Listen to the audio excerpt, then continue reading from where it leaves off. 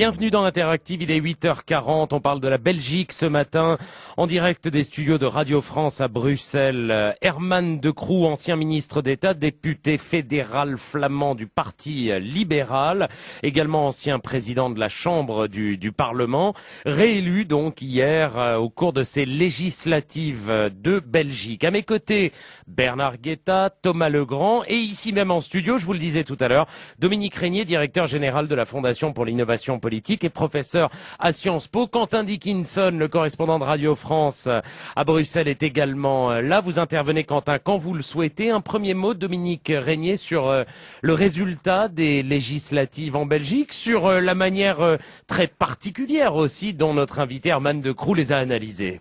Oui, moi j'ai trouvé que Herman De Croo avait une interprétation très rassurante. Alors, c'est son rôle et puis c'est peut-être très utile en ce moment en Belgique d'avoir une interprétation rassurante. Mais ce qui se passe en Belgique, c'est quelque chose qui ne se passe pas qu'en Belgique. C'est un événement européen, non pas simplement parce que ça a une portée européenne, mais parce qu'il y a aussi une espèce de climat européen qui depuis quelques années se caractérise par ce phénomène de séparatisme, ce phénomène de repli, de retour sur un Heimat, de la patrie, fantasme, voilà, la patrie, fantasme sur l'idée qu'entre soi on s'en sortira mieux, remise en cause des logiques de solidarité entre les régions, entre les groupes sociaux, montée spectaculaire du sentiment anti-musulman partout en Europe. Songez qu'un Allemand sur deux aujourd'hui reconnaît avoir un sentiment négatif à l'égard des musulmans, un Espagnol sur deux encore dit avoir un sentiment négatif à l'égard des Juifs, un quart des Allemands le disent, une majorité des jeunes Allemands le disent aujourd'hui, etc., etc.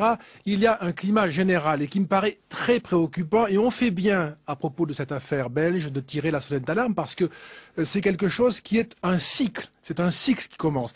Si nous pensons à la globalisation, qui est un facteur exogène, mais qui joue un rôle très important dans cette affaire et qui ne fait que commencer, si nous pensons au vieillissement démographique, qui est un facteur endogène, qui ne fait aussi que commencer, et si nous pensons à la crise des finances publiques, facteur endogène qui ne fait que commencer, ces trois facteurs-là associés vont produire dans les années qui viennent, je le crois, une relance de cette thématique. Entre soi, on s'en sortira mieux, l'autre est un ennemi.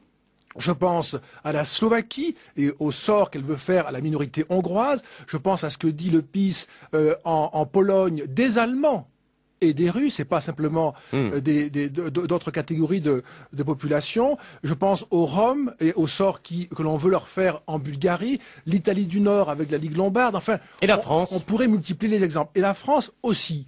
La France aussi, si l'on regarde aujourd'hui, la poussée, moi je le crois depuis longtemps, la poussée du Front National qui a eu un coup sur la tête en 2007. Nous avons souvent les uns et les autres commenté cela, on n'y revient pas, mais qui reviendra, qui sera puissant évidemment dans les années qui viennent.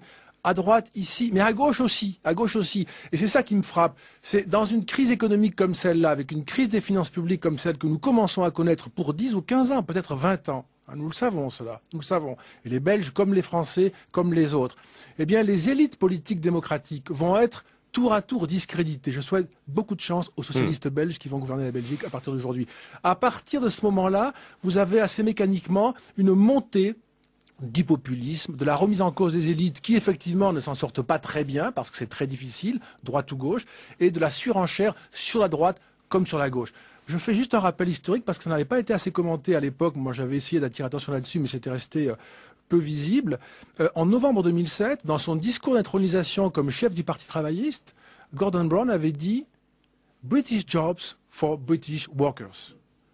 C'était les boulots anglais pour les Anglais. Et c'était contre les Polonais, contre les Espagnols, contre les Portugais.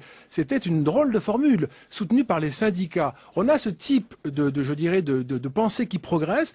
À droite comme à gauche, ne nous faisons pas d'illusions, n'ayons pas les idées simples, de la même façon que se polarise le débat public en Europe, comme en Flandre, comme en Belgique, comme en France, on peut le voir souvent.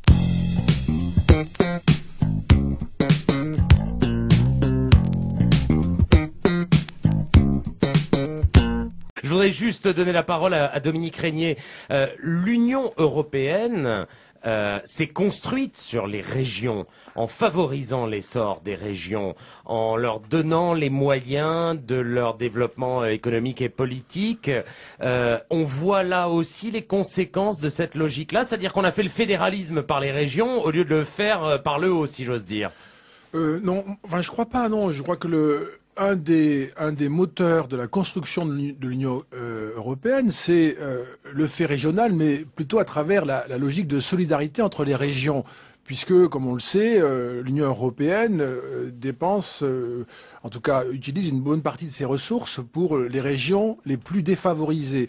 Et donc c'est un principe à la fois économique de relance et puis politique de solidarité entre les régions. C'est vrai que l'Europe reconnaît les identités régionales, mais aujourd'hui c'est ce principe-là qui me paraît contesté.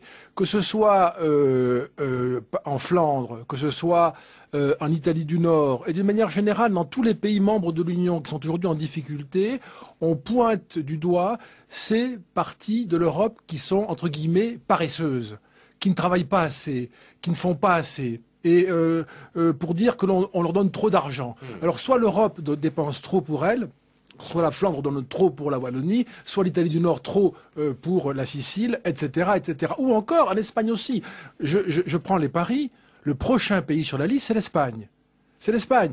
On verra comment les Espagnols, et en particulier l'État autonomique espagnol, avec cette espèce d'extraordinaire indépendance ou spécificité des régions espagnoles, vit la crise des finances publiques. Ce point-là me paraît, moi, véritablement déterminant. Inquiet, hein, Dominique Oui, Régnier. absolument. Vraiment. Oui, oui, tout à fait. Moi, je pense qu'il y a là une situation historique que nous aurions tort de sous-estimer au niveau européen comme au niveau de chacune des nations qui composent l'Union.